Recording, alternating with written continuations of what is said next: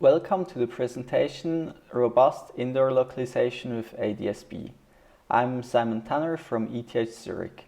I'm going to present to you a novel method how messages sent by aircraft for air traffic control can be used for indoor localization. Aircraft regularly send short radio frequency transmissions. These messages are used for air traffic control and contain information such as position or velocity of the aircraft. But we can also use them as signal sources for localization.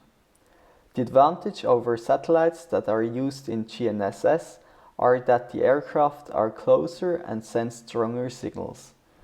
We show a method how we can use these messages even when we are not able to decode them correctly. The goal is not to have a very accurate indoor localization method, but something that still gives us a rough position estimate indoors. This could be interesting in many situations because often we don't need an accurate location. For example, if we are searching for nearby locations such as restaurants, closest bus stop, or if we are looking up the timetable for the train. But it could also be used as a reliable method for localization of first responders. The protocol used by aircraft is called ADSB and consists of short messages. Each ADSB message has a length of 112 bits and consists of multiple parts. The ICAO address is a unique identifier of 24 bits that is used to identify the aircraft. Then follow 56 message bits that contain different information depending on the message type, followed by a 24-bit long checksum at the end of the message. The message field can contain different information. There are different types of messages, for example position or velocity messages. The aircraft determine their own position using GPS satellites and then transmit it over this protocol for air traffic control. Messages are sent with different frequencies. For example, position messages are sent twice per second, and random send times are used to avoid consecutive collisions of messages between different aircraft. The data is modulated using pulse position modulation, and every symbol has a length of 1 microsecond. Additionally, there is a preamble of 4 pulses before the message bits to allow the detection of a message start. The message is then transmitted at the frequency of 1090 MHz.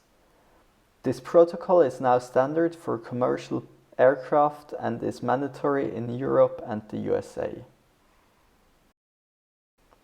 Let's have a quick look at the differences between GNSS and ADSB when using them for localization.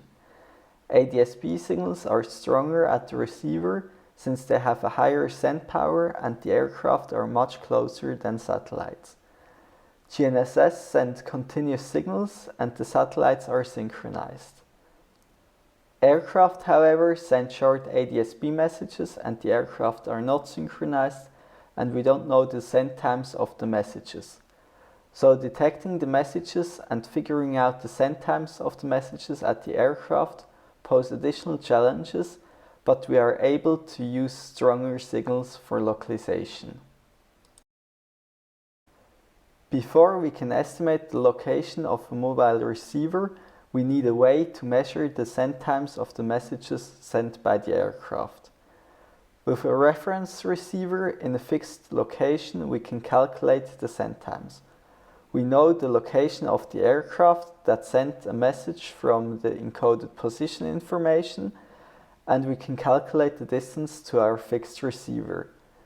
With the reception timestamp and the distance, we can calculate the send timestamp. We have a network of receivers. It can cover a larger area than a single receiver, and we see more messages. Each receiver decodes messages and sends them to a central server. The server synchronizes the reference stations and calculates the exact send timestamps of all messages at the aircraft. A handset then also detects the messages sent by the planes and we can look up the send times of the messages and use them for localization. Here you can see a map of our network of reference stations in the north of Switzerland. Theoretically, we can receive messages up to 300 kilometers, but because of the location of the receivers, we often have a lower range and need more receivers. They are located in buildings, and also hills and mountains obstruct the reception. We need to have overlapping reception areas for synchronization between the different reference stations.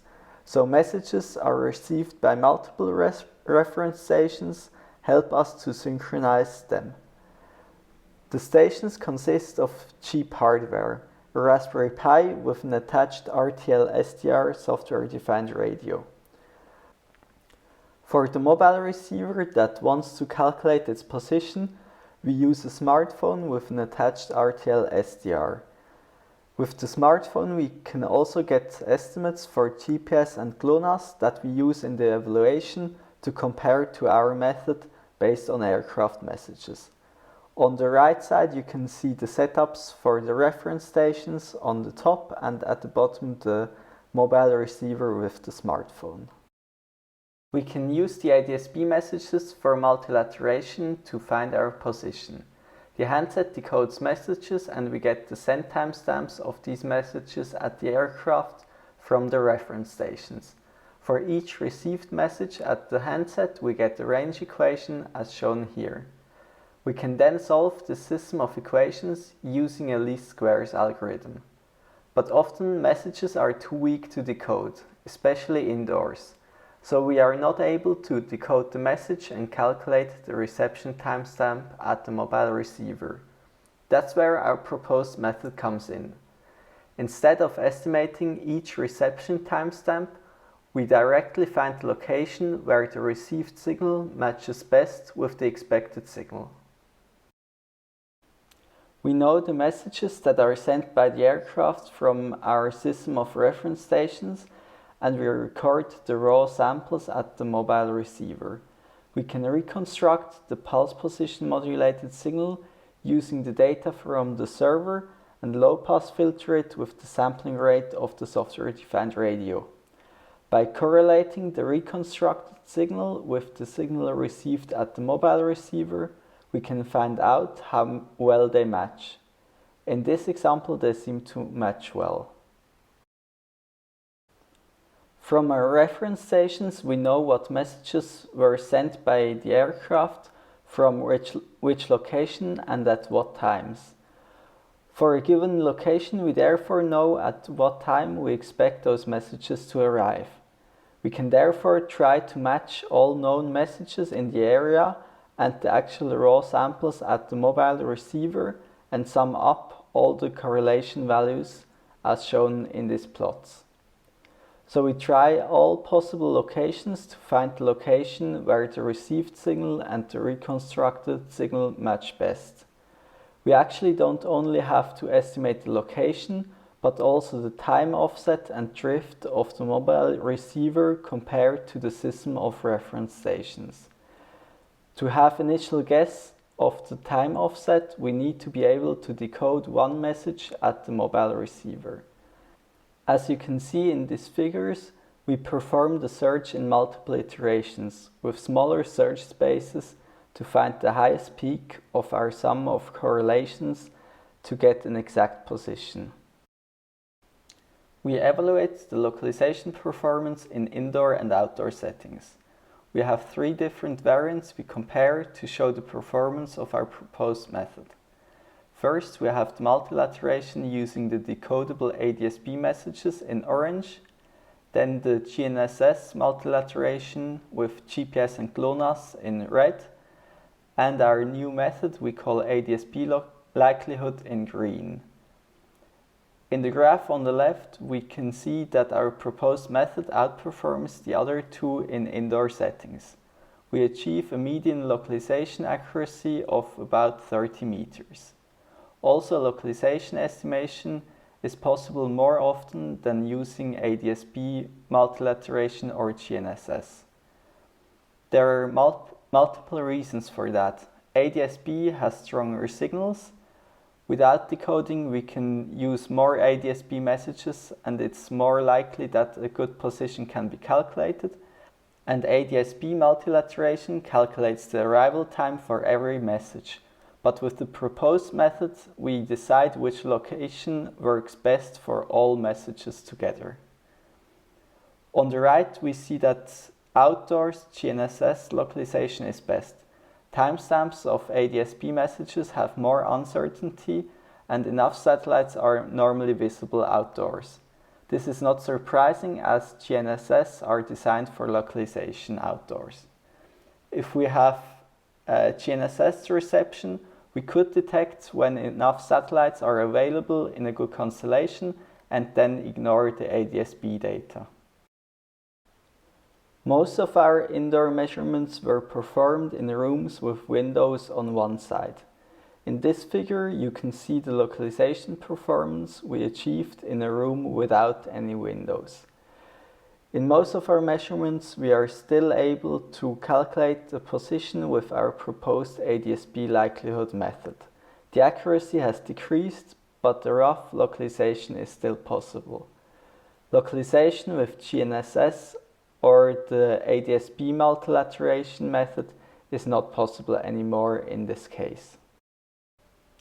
The number of visible aircraft has a large impact on the accuracy of the localization. On the left, we can see that we often see many aircraft, but sometimes too few to calculate the position. The plot shows the number of aircraft from which we can correctly decode messages. On the right, we see the achieved median localization accuracy in the indoor setting. The ADS-B likelihood method is more accurate than ADS-B multilateration. The difference is especially large for low numbers of visible aircraft. Our ADS-B likelihood method is even able to find the location when the mobile receiver sees too few messages for a successful multilateration. Although the overall median position error for our proposed ADS-B likelihood method is better than the classical multilateration using ADS-B, the method still needs sufficient aircraft that send messages, but they don't need all to be strong enough for decoding without errors. COVID had a large impact on the number of received messages as international travel drastically decreased. On this plot, we see that in March of 2020, the number of messages quickly dropped. This also has an impact on the localization accuracy. All our measurements are from the end of February until middle of March. Some of the measurements are already impacted a bit by the decrease in the number of messages. The number of aircraft has increased again, but it's still far from the level from before. In the future, it would be interesting to combine our ADS-B likelihood method with other data sources, such as GNSS, to have more signal sources at the same time. Also, other signals that are normally not used for localization could be included, such as digital TV or radio broadcasts. And signals of cellular networks could be used to get an initial position for our likelihood method. Thank you for your attention.